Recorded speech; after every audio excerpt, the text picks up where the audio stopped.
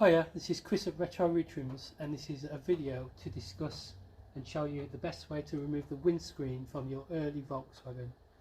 Here we've got an 83 Golf which uses the rubber seal to hold the glass in place, and to remove the windscreen we need to take the tension off the seal, and then we can pop the glass out without any risk of breaking the glass.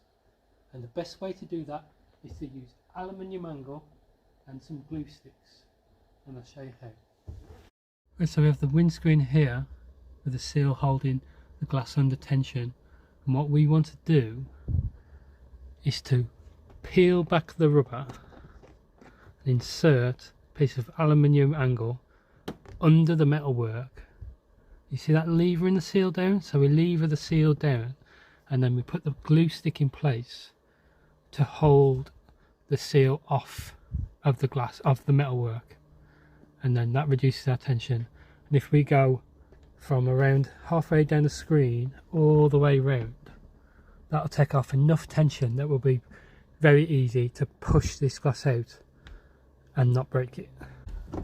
Right, so I've gone around the top half of the screen with our aluminium and hot glue gun sticks wedged in place to hold the seal off. I've used shorter pieces in the corner to just get around that radius, and now we're ready to push the glass out. You want to use the flat palms of your hands. Don't use your fingers because that's going to cause pressure points that are going to cause the glass to crack. So just gently push with the palm of your hands.